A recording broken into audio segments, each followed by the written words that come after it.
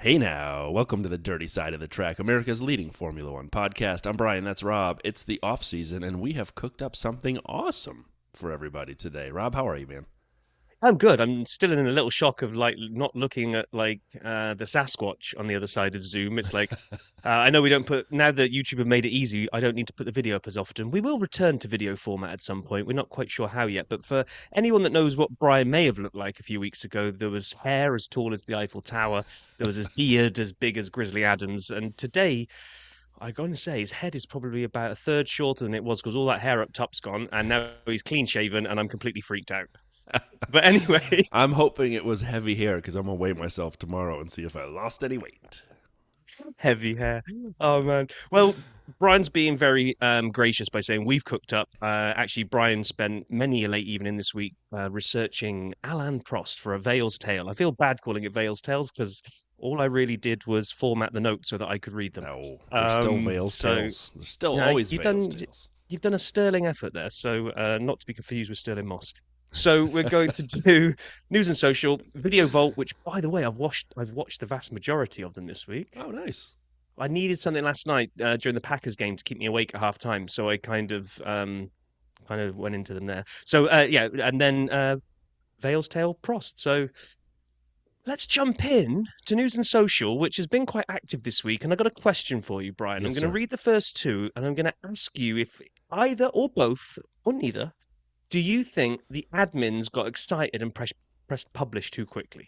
So McLaren out of nowhere Out of surprised nowhere. everybody. I thought it was just me being really, really slow on the uptake, but then Matt and Tommy dropped a reaction video on their P1 channel, and they were totally caught off guard by it, which is McLaren publishing their livery for the new season.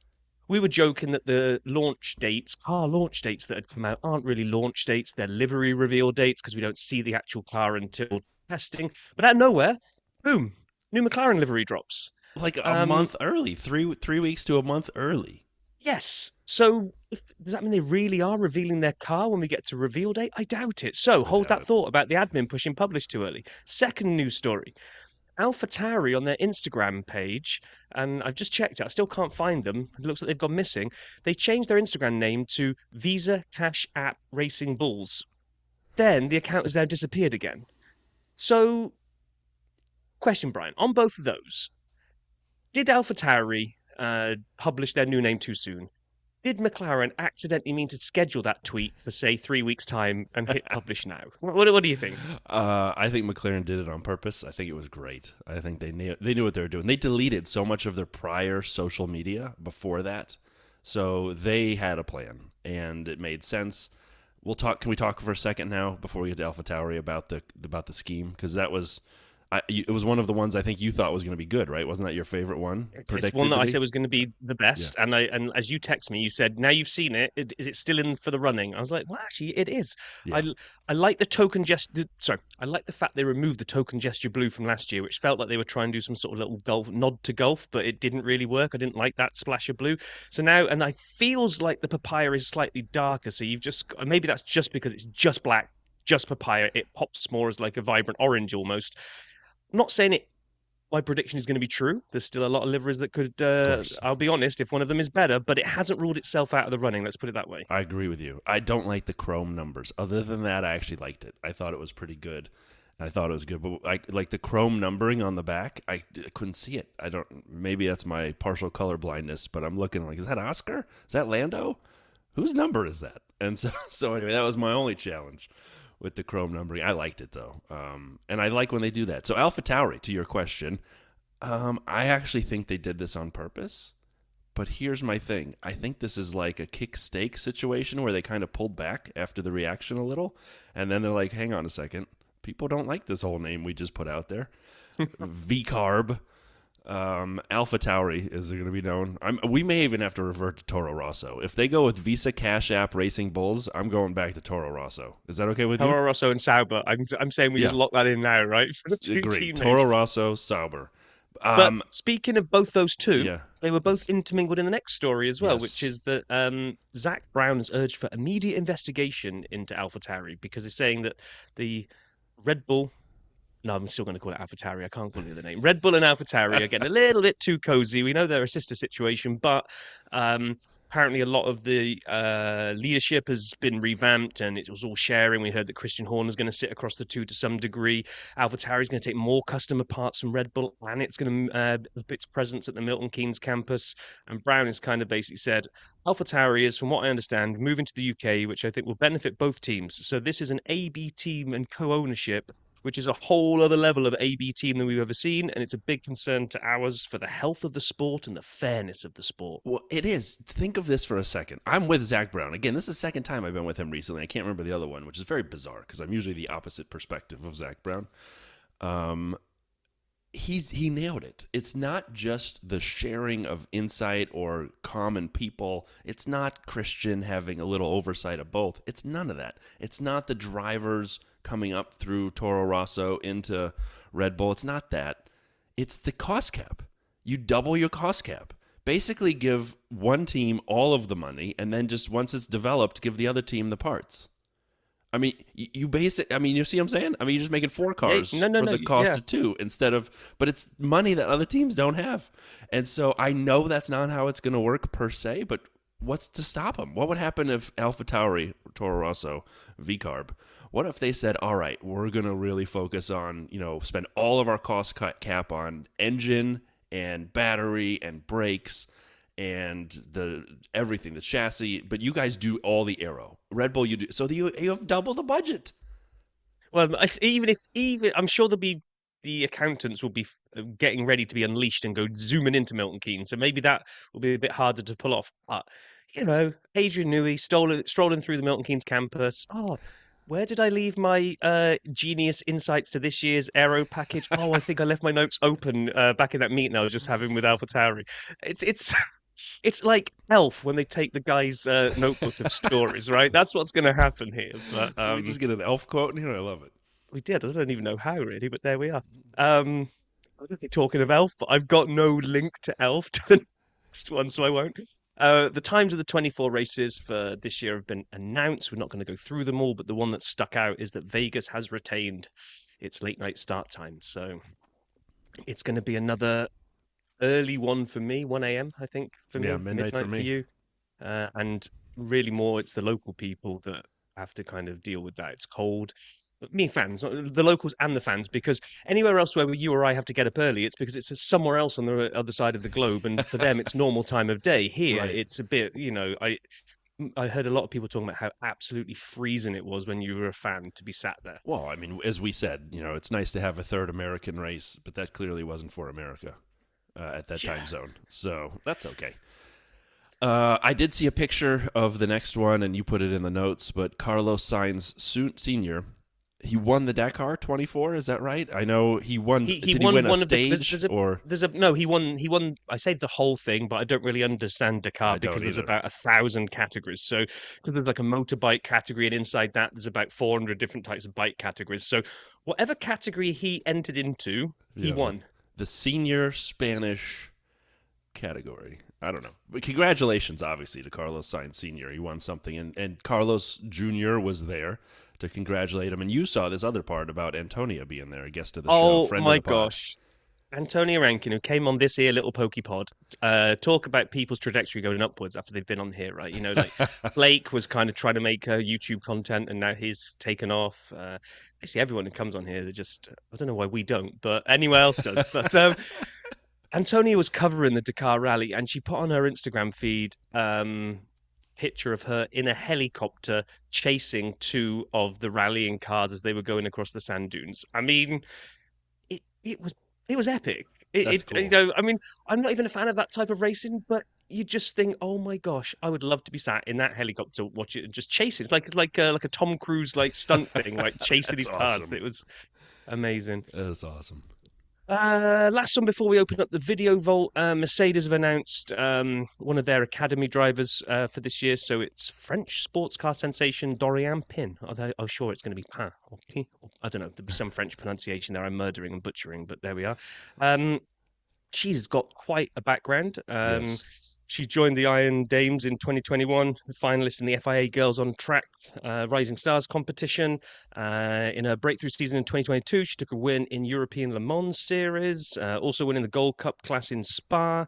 She seems like she's absolutely been tearing it up, and she went on to drive the Prima in the LMP2 class alongside Daniel Kvyat. So good on her. I like to see these stories of kind of how the academy is starting to get more coverage this year, and I think with it being on the actual same calendar as F1 and actually being on TV, I really think it can take a jump this year. I'm really looking forward to it as one of the support races for, as they call them, the other categories of F1. I'm looking forward to that a ton.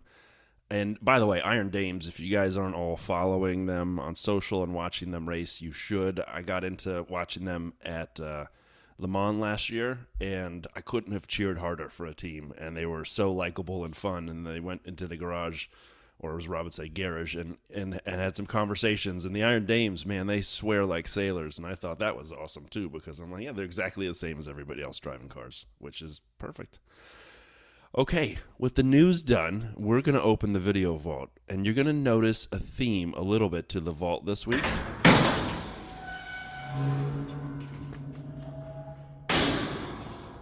It's going to lead us into our Vale's Tales this week. So first, a couple that are unrelated. F1 wins, but from increasingly further back on the grid. It's 13 minutes. It's on the F1 channel. I've watched this a couple times, and they have to select a win from further back. It's not like they show all of them from first, all of them from second. But this was awesome. Like, I really enjoyed this kind of retrospective on where people had won from, and I enjoyed watching people win from, like, 22nd, which was cool. And then the second one that I'll highlight that's not related to Alain Prost. 20 times Kimi Räikkönen pulled off an epic overtake on the F1 channel, nearly 8 minutes long. These were both dropped this week. That's why they're fresh. The Kimi one was so good. I loved watching him just... It's almost like he had, at many times, and I remember a couple of them in the last few years, where he would just, like, watch everyone in a train, and he goes, well, I can go faster than this, and then go down the inside into a corner, passing 5 people in a row. And everyone's like, well, what's Kimi doing? And I'm like, well, he's beating everybody. Did you see either of those, Rob, or no? No, I didn't see either of these two. I watched all the next 3 that you're about to showcase. I thought I better had to, given what we're about to talk about today. Well, and interestingly, so when we put together our story that we're going to tell here, all 3 of these, or really 2 of them at least, should go watch these because they kind of talk about some of these moments, but in video form for your eyes. And so, top 10 moments of Ayrton Senna and Alain Prost's rivalry, F1 channel, 8.5 minutes. This is obviously old.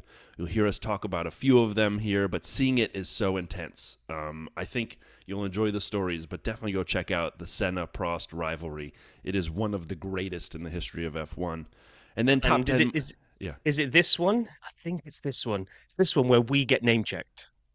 Yes, correct. The dirty side of the track. I was watching it again last night. That is that one. Although I think they could have done a better job of, like, there were so many flashpoints in these two, and we're going to talk about it a lot in a minute, but the video is a little bit too, like, lighthearted.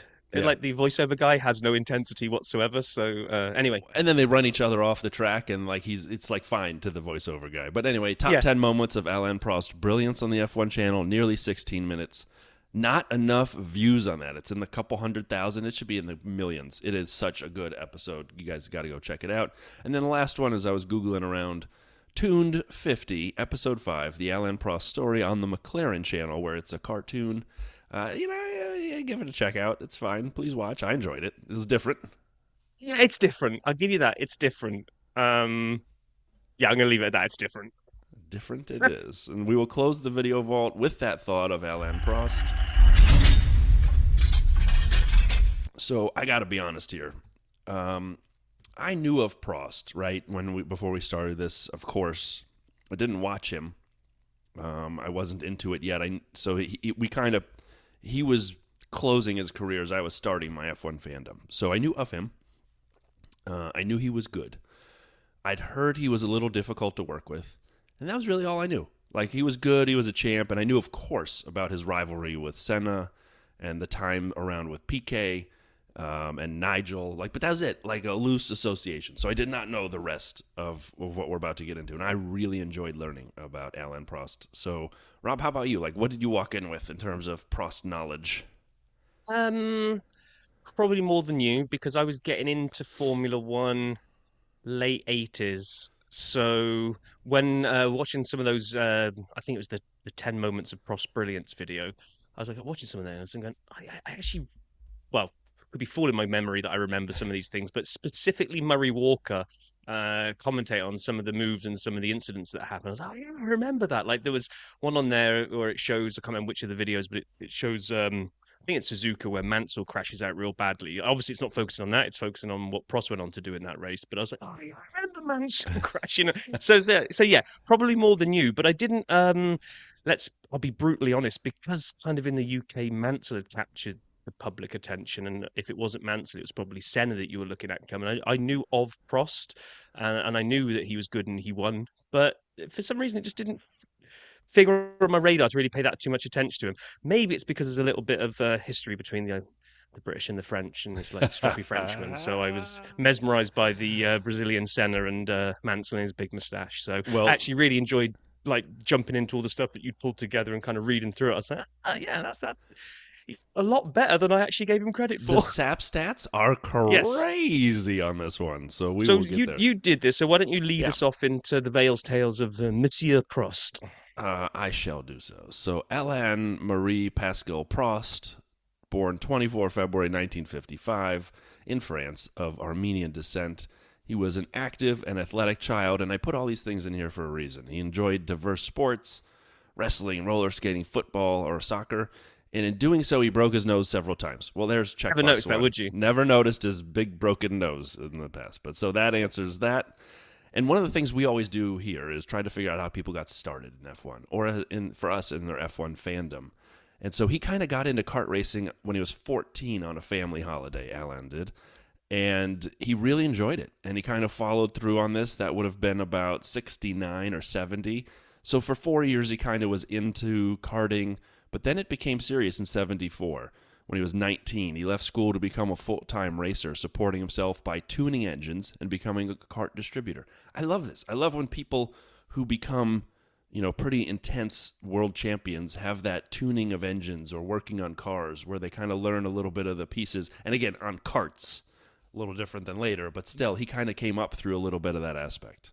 But I like it when you get, I can't even remember which Vale's tale and which driver now. This shows how much things stick in my memory. But when you talk about people that kind of funded their own way as well, by hook or by crook, they Yeah, kind of worked on things, sold things. They were going to make their way into the sport, even though it was so expensive to get into. it's awesome. So It's I awesome. like I like that. So yeah, so he kind of took to it like the proverbial duck to water, um, and won the 1975 senior karting championship. So a category in which he won the title in all but one race in '76. So kind of came along, got involved, tuned them up for a bit, kind of took it as a hobby, went in full time, boom, nominated. He did. And so he won the French and European F3 championships in 79. And at this point, he became a name that people were looking for. And McLaren is where he decided to sign when they had a conversation. But as with a lot of drivers, they have nicknames. And so Alain Prost's nickname has been the Professor, which I also did not know.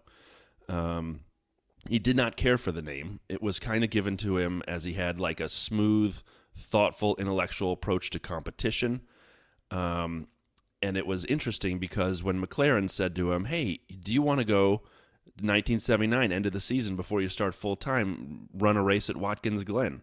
And he said, "Nah, I want them to understand I don't want to make a mistake in the kart. I don't know Watkins Glen. I don't know the car. It'd be better to get an organized test together. So I'll pass on running a race at Watkins Glen."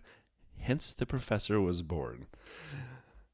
Yeah, I mean it's nuts, isn't it? Because you would have thought he would have been champion at the bit to get into the car. Any Yeah. race experience is good experience, so screw it. I'll just go and jump in and kind of throw it around Watkins Glen and see what happens. He's like, and he's so already so studious in kind of every kind of his approach to racing. It's like, no, it's going to be my more pragmatic sense to kind of have a test in the car first before I think about go racing it. Okay. So, so he eventually did, and in 1980 launched his McLaren F1 career alongside teammate John Watson. On his debut in Buenos Aires, Argentina, he finished in 6th place, earning a point. And I said at this point, well, that's amazing. Let's learn more about this inaugural season, inaugural race. Was time in Argentina? How many other people have scored a point in their inaugural race? And so I did some research, and it turns out the number's quite long. So it's not quite as impressive as I thought. I'm just being honest. I thought it was going to be real short. It's 67 drivers have scored a point Wow. on their inaugural race. And points, again, as we've said many times, have changed over the years. You had to be in different positions to get a point. And so, anyway, 67. So it's not a special stat, but it's still an accomplishment for Alain.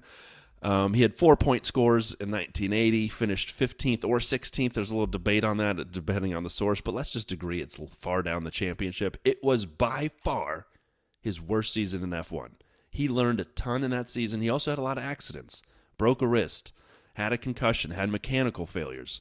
And interestingly, this is the beginning of seeing Alain Prost not play well with others in the sandbox. So at this point, he kind of says, he's easily annoyed. He had 2 years remaining on his McLaren contract. He's through the first season.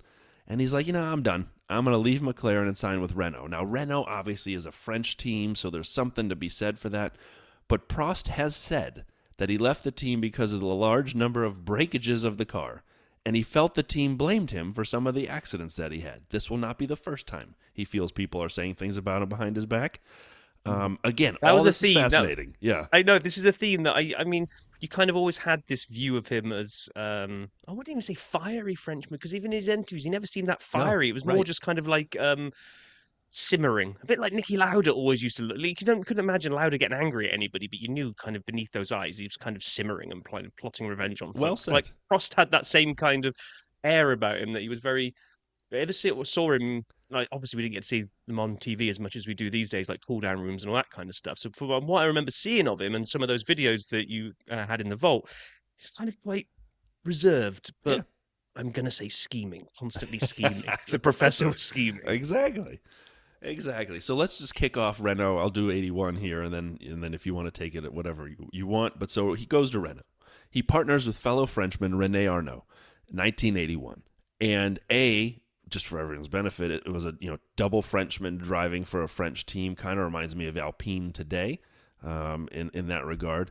And so there were problems between Prost and Arnoux from the start of the season, and part of that being Prost was quicker than his more experienced and established and the team's already driving teammate of Arnoux. Prost got his first podium at Buenos Aires. He did not finish the next 4 races, but then he went to his first Formula One race, a home race in Dijon. He finished 2 seconds ahead of his old teammate John Watson. He won again after that win in Holland and Italy, finished 5th in his second full season at a team he just moved to, where he wasn't the incumbent driver but took that title of the main driver, finished 5th in the Drivers' Championships. And it was only 7 points behind the final champion, Nelson Piquet. Again, the points were much different then, so it wasn't as large a gap in Delta, and there weren't as many points available. But still, that is amazing. What a season that Prost had here. And it's kind of at this point, as we said, where there was the beginning of the rift, where Arnoux was like, wait, hang on a second. I thought this was my team. I thought I was Yeah. better. Yeah, and like 82 has got a nice little crossover when we did the delving down the decades last week or the week before, whenever we Yes. did it, because we covered this first piece from the kind of the opposite angle, which is about how I think we are talking about FIA and what you call it, Bernie Ecclestone and the big clash that came about because Prost won the first 2 Grand Prix of 82 in South Africa. He lost a wheel and recovered. Lose a wheel? Yeah, whatever. Stick another one on. I'll go win the race anyway. Won in Brazil. And then he finished third. This is the one we talked about last week, but Piquet and Rosberg got disqualified after the race, and it was kind of the start of that whole kind of tension.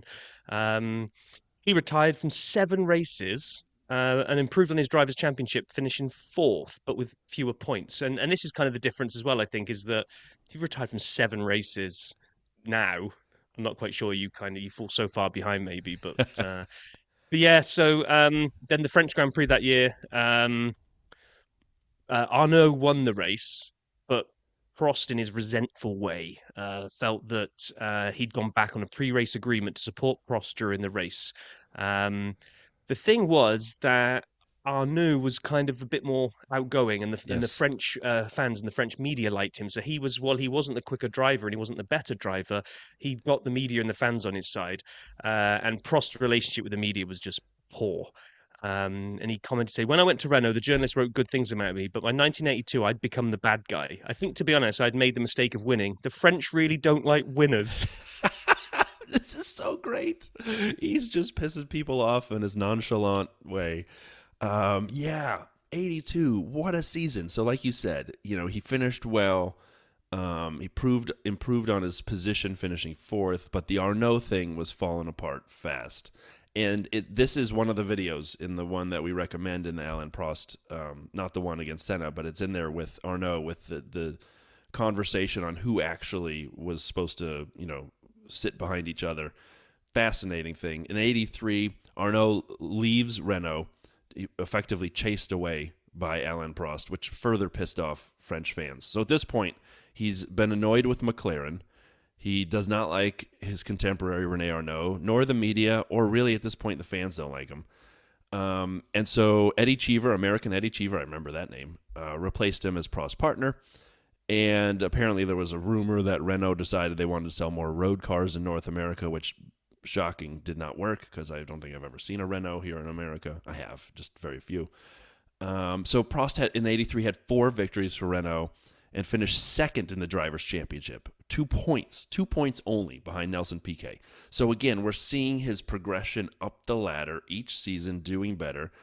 And again, Alain felt the team had been too conservative in developing the car. He was at odds with Renault's management, and they kind of made each other the scapegoat for failing to win the championship. Was it Prost and his driving, or was it Renault's management? And so Renault. It's okay, because I'm sure with an easygoing way that he is, they smooth it over, right, Brian? Tell me they smooth it over and have a long, fruitful relationship. Well, together, as soon right? as the South African race ended, Renault fired Prost. And so Prost, what am I do? He somehow convinces McLaren to take him back. I think his 5th, 4th, and 2nd in the Drivers' Championships probably helped. And so within days, and he was moving his family back to Switzerland because moves his family to Switzerland because the Renault factory workers had burned a car or two of Alain Prost's. They burned his car. So add Renault and the factory workers to the thing. This is great. What I want to kind of use this to point out, when I read this through the notes, I was like, okay, this isn't just he's a bit difficult to get on with, and there's a little bit of a rift in the relationship, and everyone's happier that he's moved on to McLaren now. You really, really got to have got on someone's skin that they actually want to set fire to your car.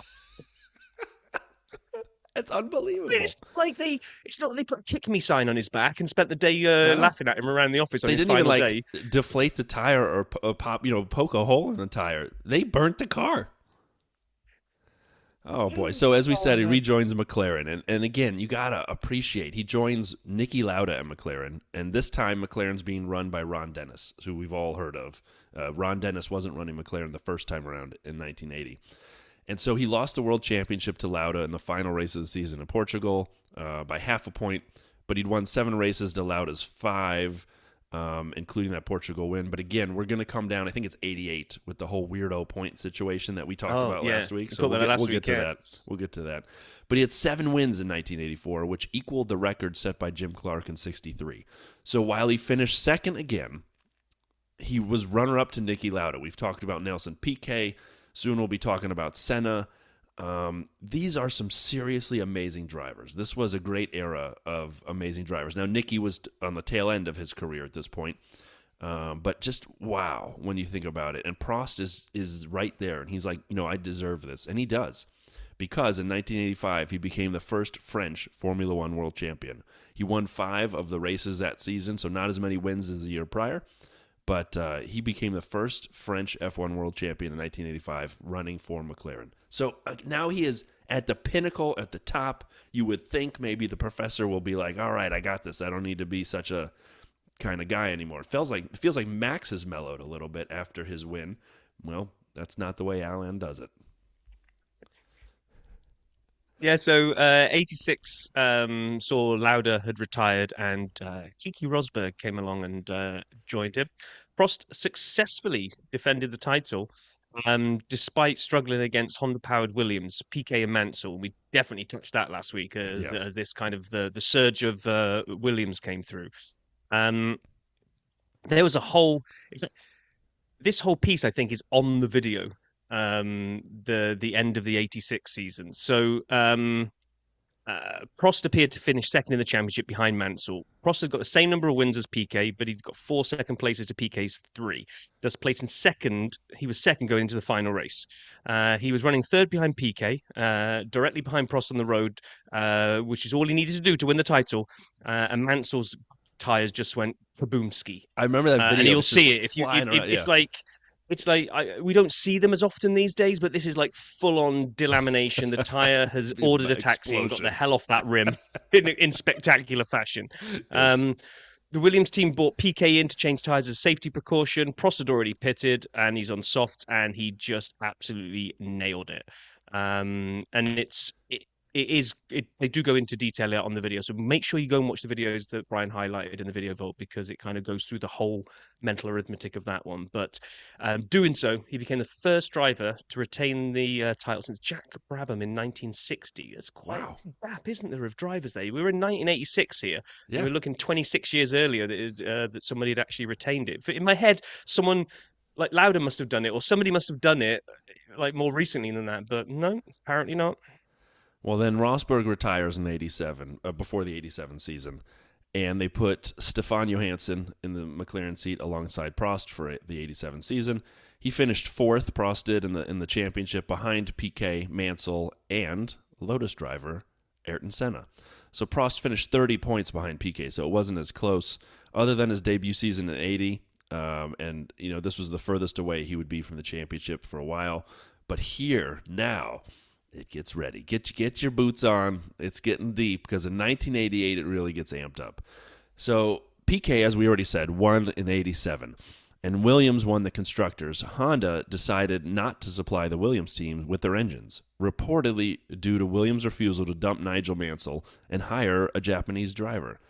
So instead, they supplied the McLaren team in '88 with their engines, these Honda engines. Prost had convinced Ron Dennis, his boss, to sign Senna to a 3-year contract. Senna, who had finished just ahead of him the year prior in the championship, signed him to a 3-year contract.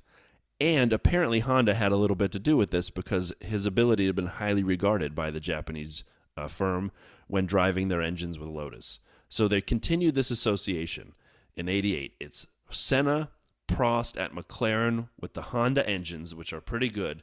And I'm thinking at this point, we've talked a little bit about this, but I love the fact that you have Senna on the rise and you have Piquet still playing well. 2 amazing Brazilian talents at this point, which is just, it's kind of shocking when you think about it, that one country, so far from a continental perspective, removed from the birth of F1, have these amazing talents. But McLaren Honda dominated the season. They won 15 out of 16 races in '88. Prost finished first or second in every race other than his 2 retirements. He retired at Monza and Silverstone. Otherwise, he was always finishing on the podium and on the first 2 steps. He won 7 races in total and outscored his new teammate Senna by 11 points, despite Senna winning 1 more race than him at 8. However, here we talked about this last week through the decades, or 2 weeks ago, only the 11 best results from the season counted towards the championship. And so Senna had a better 11 than Prost's 11, and it gave Senna the title by 3 points in 1988. That is bizarre. It's still bizarre. We talked about it 2 weeks ago. It's still nuts. It is. And that just kind of, there's always going to be tension at a team, you would have thought, when you've got 2 absolute worldly talents like that. I mean, let's just be fair, right? McLaren completely broke fantasy F1 rules that year. They basically had the best team with the best engine with the 2 best drivers, and everyone's looking around going, how did they afford that with the budget? Exactly. You got $100. How'd they have extra money?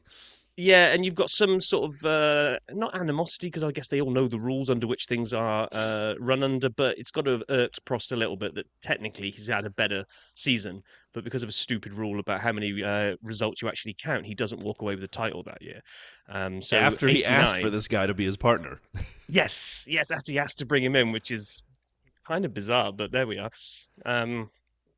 Yeah, do you want to take us into '89 as things kind of sour a little bit? Yeah, of course. And we saw this one coming, right? This has been the theme of the thing, So Prost loses out to Senna, even though, as you said, he thought he did better. You knew what was coming next, and it starts. The struggle between Prost and Senna for the number 1 driver's seat there put him on a bit of a collision course in '89.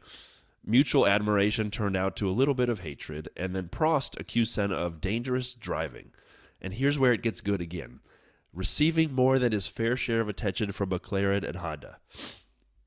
Excuse me. So at this point, he's now saying, well, they're paying more attention to him. Just like he was saying before about Renault and their favoritism for Arnault and the media. And so the animosity comes big in round 2 only. Second race, San Marino, or Imola, as I like to think of it. They had another agreement, which is kind of like we talked about before, and this one's highlighted in the video too. Whoever won the start would not be challenged by the other in the first lap or so. And so Tosa being the first turn, Prost kept the agreement after Senna won the first start. Okay, so the professor is like, all right, he beat me, I'll lay back.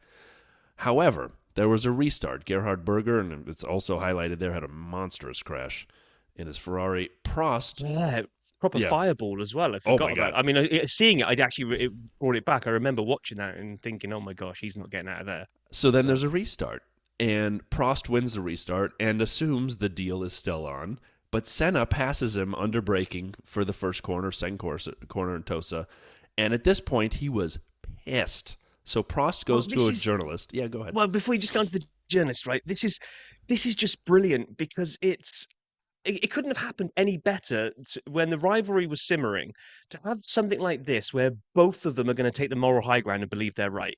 So Senna claims there is only one first corner. That's when the lights go out at the start of the race. He made it to the corner first, therefore he is on the upside of the agreement. Prost says, well, we restarted the race, so we had to do a standing start all over again, and I beat you into the first corner, therefore I take the agreement. It's like red flags were not in their gentleman's agreement whatsoever. So both of them are 100% believing that they are correct. And that is never going to end well with two big egos like this. No. And you couldn't have written a better script if you wanted them to go head to head. But go on, carry on with how it gets even worse. Well, it gets worse because Prost goes to a journalist, a friend of his, told him about this situation, and apparently, let's be honest, he probably told him to go public. But he said, I told him not to go public. And the journalist goes public with the story. And so then Senna says this is no such agreement, that it never happened. But then Marlboro's John Hogan, who was just there as a sponsor kind of representative, he's like, all right, I'm there. He said, no, I saw it. I saw the conversation happen. Okay, at this point, there's no repairing the relationship, right? I mean, you have now gone he said, she said in the press. You've brought the sponsors in, and of course the professor gets annoyed by this. He had the belief that Honda and Ron Dennis viewed Senna as the future, and let's be honest, he probably was.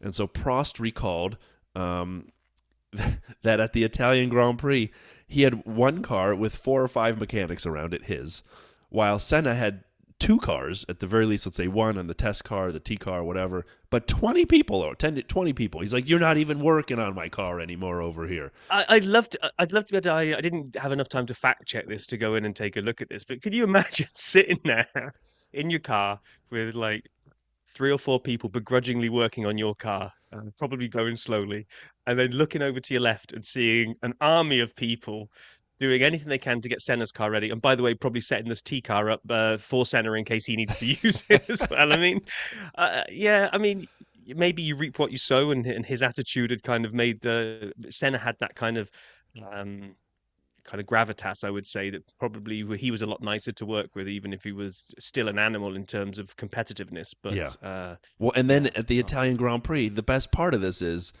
apparently, again, this is all stories at this point, but Ron Dennis had said that the trophies that are won belong to the team, and they like to display them. And so you will, save the trophies, and we will put them in the McLaren headquarters. And so Prost takes his driver's trophy from the race and drops it into the crowd. At this point, Ron Dennis is pissed, and he's so incensed at Prost, he took the constructor's trophy and basically threw it at Prost's feet. And Prost felt so bad, apparently. This is, again, these may be rumors. He had a replica trophy made for Dennis, but it was never given to Ron Dennis. So at this point, add Ron Dennis to the list of people who don't like Prost. And then if you really want the tinfoil hat thing, so now he's got more cars than me, he's got more people working on it than me.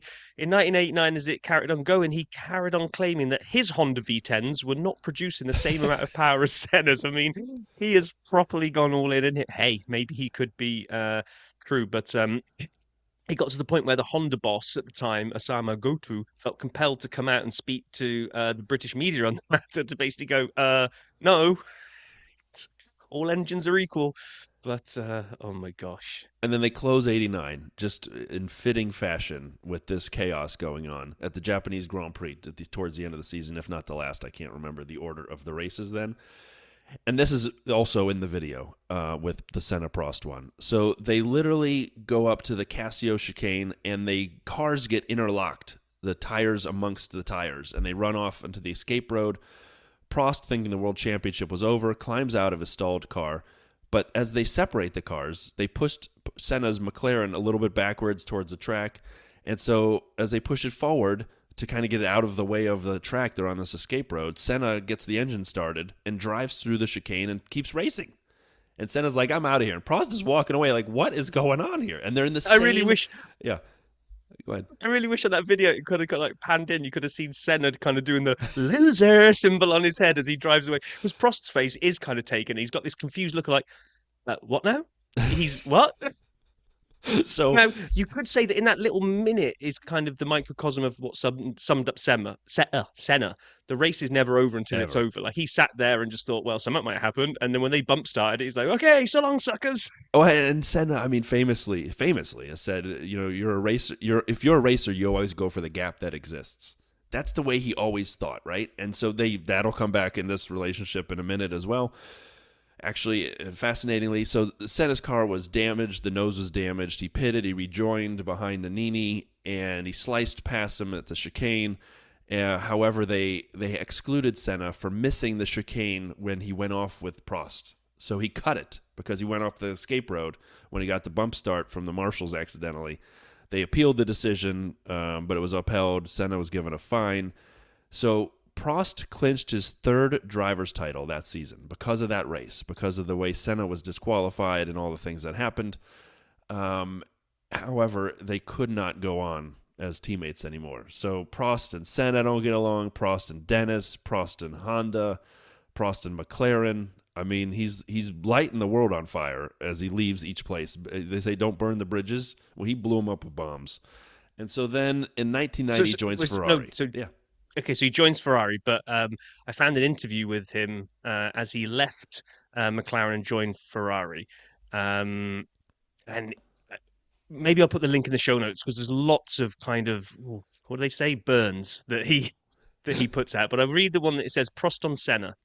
As he's kind of leaving him now. It's like, I have a reason to pity Senna. He'll be very unhappy one day. The day he stops winning. The day he doesn't have the best equipment. Second place for him will be the worst day of all possible failures, and you'll have to feel sorry for him. If I'd wanted it that way, Senna would still be with Lotus. I brought him here. People would be congratulating me because I'm an equal engine and he'd be miles behind me. He's quicker than I am in certain circumstances, but he takes more risks. It's up to him now to weigh up if those risks are worthwhile or not. He reminds me of the Prost I was a few years ago, and I understand what life must have been like for Lauda alongside me. So it's kind of sticking the knife in, but then at the end kind of goes, but maybe just reminds me a little bit too much of me. So, Anyway, I found it fascinating. There's a whole number of kind of like little kind of parting jibes and looking forward to Ferrari. I'll put the link in the show notes because it's quite a nice little set of notes from that interview. So yes, he joins the Tifosi 1990, as you're saying, Brian. Well, he joins and partners with Nigel Mansell. And, they already had Buffon hairstyle and the moustache. I mean, it's like a hair, facial hair and head hair match made in heaven. Amazing. And again, we get back into some of these controversies. So Prost had won the championship the year prior. We just talked about how at the Japanese Grand Prix with his race with Senna and the entanglement there in 89. So he's the lead driver. And Mansell recalls an incident, and now we're going to learn that I think every F1 driver has a little bit of the am I getting the short end of the stick here situation in their brain. Mansell is clearly not going to take the quote high road and ignore these things.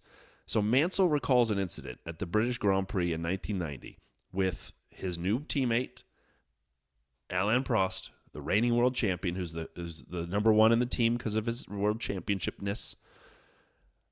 He didn't like the car, Mansell, that he drove the way he was handling. And he actually talked to the mechanics, and apparently Prost was having trouble with his car, liked how Mansell's was handling, and had them swap cars without telling Nigel Mansell so that Prost could get Mansell's car because he thought it was better. And Mansell found out after the fact that this had been done.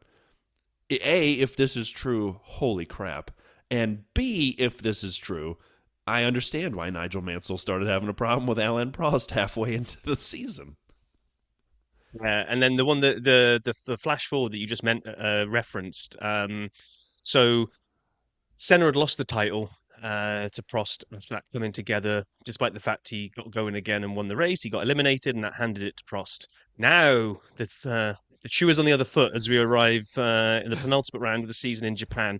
Prost trailing Senna by 9 points, and Senna doesn't get a great start. I think this is the dirty side of the track reference potentially on the video, and Prost gets a better start. Senna comes flying up the inside, and this is his famous quote about why did you go for this gap, because it clearly wasn't there. And he said, as a racing driver, if you stop going for gaps that are there, then you're not a racing driver anymore.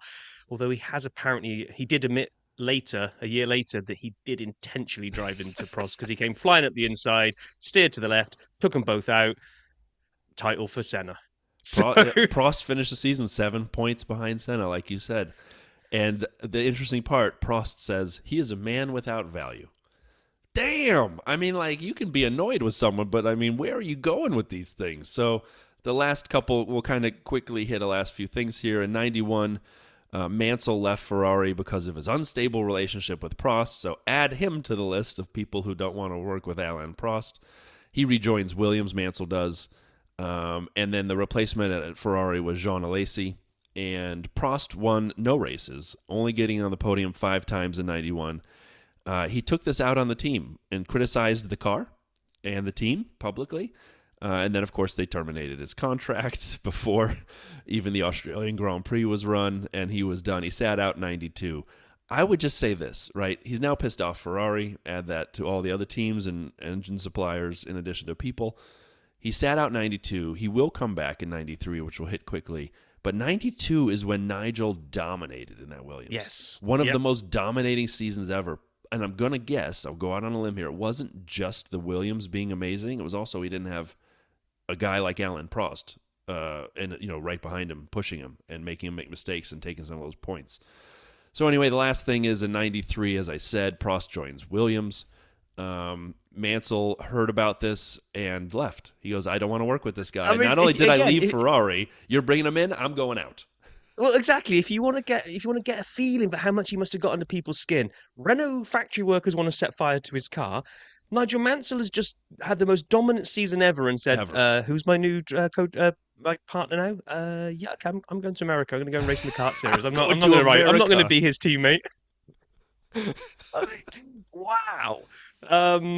And then there was rumours that Senna was going to come in, but this again is how much of a rift there is between the two of them. Prost had got a clause in his contract which prevented Senna from being hired. And I think Senna talks about it in one of those videos as well. He's kind of like disgusted by the whole thing, saying he's a coward. If he doesn't want me for a teammate, he's a coward. So they brought Damon Hill in to go alongside him. But little start of that season, Mansell ups and outs because he can't stand him. And Prost is so anti-Senna that he's got a clause in his contract. I mean, oh, man. Genius on the track, but kind of sounds like you probably might not want to have him over for a dinner party. Hell of a driver. I think he'd be criticising the appetizers. Agreed. Hell of a driver. So in his last season as an F1 driver in 93, he wins his 4th world title. 4th. And so interestingly, at the end of the season, shortly before the Portuguese Grand Prix, Prost announced he would not defend his 4th title because that 1-year clause in the contract that Rob mentioned was ending, and Senna would be able to join Williams for the upcoming season, and he didn't want to deal with that. So Prost takes his sandwich and toys and walks away and opts to retire. And interestingly, this is also in the video, which I read it and then I saw the video again. I didn't understand this in the video. I had seen it many times. I didn't understand it. On the podium at Adelaide in 93, Prost's last race, he didn't win, but he was the champion for the season. He and Senna, Prost and Senna embraced. And Prost was surprised by the gesture. And in the video, understanding this history now, and understanding that season, and understanding the retirement and the championship, but he didn't win the race, Senna did. Prost was surprised by the gesture, as Senna had, in a previous race, declined a handshake. Not only did he embrace him, he pulled him up to the top step of the podium and hugged him. And I'm just going on memory from the video. He did, and you saw that, and Prost, upon retiring, said, the sports give me a lot, but I decided the game wasn't worth it anymore. I loved that Senna did that. I love that. And so go watch that video, because now you know how much that gesture means. They talked a tiny bit about it. To both of them as well. Yes. Because I think Prost has kind of commented it in an interview since, that like once that rivalry is out of the way, and then no longer because Prost is retiring, then they're not going to be at each other anymore. There's that moment where they can both acknowledge each other for being the amazing competitors that they were. Like Prost could have easily, if he was like a super sort of resentful person, could have just refused to be pulled up onto the top podium. But I actually think this reflects well on both of them. Agreed. Absolutely fierce competitors on the track, absolutely fierce competitors off the track while they're both racing. But the moment Prost is retiring, they can have a moment like that. So no, I thought that was pretty cool. I put a lot of notes in on this next bit, but let's not drain this one. I know you got some stats that back it up later, but Alain Prost was one of a few people that kind of also then went on to kind of own his own race team. 1997, Prost bought the Ligier team from Flavio Briatore and renamed it Prost Grand Prix. I would do that as well. If I bought my own team, I'm not going to go and call it kind of Kick Sauber. You wouldn't take sponsor money? Yeah, you would. It's just, well, I would, but it's just going to be, you can give me all the sponsor money you like. I'll put all your big logos over my car and all of my social media and everything, but the team is Vale Racing. It's just going to be my name. But anyway, so Prost did that. He signed up with Peugeot, keeping it French, for the engines, and Shinji Nakano signed Olivier Panis. And they actually looked pretty good to start with. Did all right, picked up some points, but really then there's a whole bunch of notes here how it was just a slow, gradual decline, and until Peugeot engines didn't keep up to snuff. They were heavy. They really weren't any good. They swapped to Ferrari engines in 2001, but the money ran out at the beginning of 2002, and boom, Prost F1 was out of business, leaving a trail of around 30 million in debt. Yeah. So, yeah, didn't really have the same impact on the constructors' title as he did driving and winning 4 drivers' titles. So, but yeah, you found this little the 6 former world champions. Exactly. So there have been other drivers who had teams. There have been sponsors. The story that Laura gave us about Andrea Moda, the shoe company. I mean, you'll see a lot of different things happening. But there were 6 former F1 world champions who hung out a shingle and started their own team, whether they purchased it or how they started it, whatever. Prost, we just talked about 97 to 01. At the same time, Stewart Grand Prix, 97 to 99. It was the halcyon days of former champions doing this. Fittipaldi Automotive, 75 to 82. Embassy Racing with Graham Hill, 73 to 75. Surtees, after John Surtees Racing Organization, 1970 to 78. And then the one that always kind of tickles me because I think it had the most success, and we've talked about him as a driver, but also the team at times, Brabham. So Brabham Motor Racing Developments Limited, 62 to 92, 30 years the Brabham team existed, which is great. And then it begs the question, will Andretti be the next one? Will he be the 7th former world champion to have a team? We shall find out. I'm going to let you hit this note because this is just... When Brian goes down the rabbit hole, boy, all the rabbits down there want to be scared and just run for their lives. Yeah, all right. This is... yeah. So you might ask, Rob and Brian, has Alain Prost been in a French F1 driver love triangle? Well, of course, the answer is yes. So before there was Alain Prost, there was Jacques Lafitte and René Arnoux. We've already talked about the sour relationship with Arnoux. Well, let's talk a little bit about the other one. So of the winningest F1 drivers from France of all time, Alain has 51 wins. That's a lot. We'll talk more about that in the SAP stats. René Arnoux, who he pissed off at Renault, has 7, and Jacques Lafitte has 6. Okay, so now you got the big 3 of French F1 driving, okay? We already know Prost and Renault don't get along. What about Jacques Lafitte? Jacques and Alain appeared to be buddies. We have pictures, photos of them playing tennis, hanging out. In 1977, Jacques Lafitte married Bernadette Cottin, Cottin, if you guys want to do some Googling, because I'm not going to get into everything here. Had a couple kids. Lafitte broke a couple legs, and then they got divorced in 92. And then all of a sudden, Alain and Bernadette were together. But Alain and Anne-Marie, his main wife, remained married till 2017. But Alain and Bernadette, his side piece, started living together and had a child named Victoria in 96? Question? What's happening here? I don't know. I'm just going to leave it at that, okay? I'm not going to go any further. Brian overboard. Yeah, I'm not going to go any further, but I mean, this would be effectively... Yeah, anyway, I'm not going to leave it at that. Just, was there a French F1 driver love triangle? Oh, oui. Right, okay. We're going to get back on track and head firmly towards SAP stats. So just a little piece about what he's been doing since finishing his career, then finishing the Prost F1 team adventure. 2017, he was a special advisor for Renault Formula One team. Since July 2019, he's got a non-executive director role with Renault. And he's basically continued his role within Renault Formula One team through the Alpine until January 22, when he finally left. And in terms of kind of awards that he's picked up, I'm not even sure what these are, but in 1986, Prost was awarded the Légion d'honneur by the French president François Mitterrand, and then he was promoted from chevalier to officer. Whew. We'll go for that in 93. He got an honorary British OB in 1994 and the Brazilian Order of the Southern Cross in 1999. And he was also inducted into the International Motorsports Hall of Fame and the FIA Hall of Fame in 1999 and 2017, respectively. So pretty sure that drivers probably don't care about those bits and pieces that happen. I'm sure it's a nice thing to happen to them, but I bet it's the wins and the World Championship trophies that probably take the most pride of place on the mantle. So... Totally. And let's talk about some of those wins. Yeah. Well, I think it's time for you to pick which jingle you're going to lead us in for the Stat Prost edition. Well, I think it's the first SAP Stats of the year, so we better start with Slap House.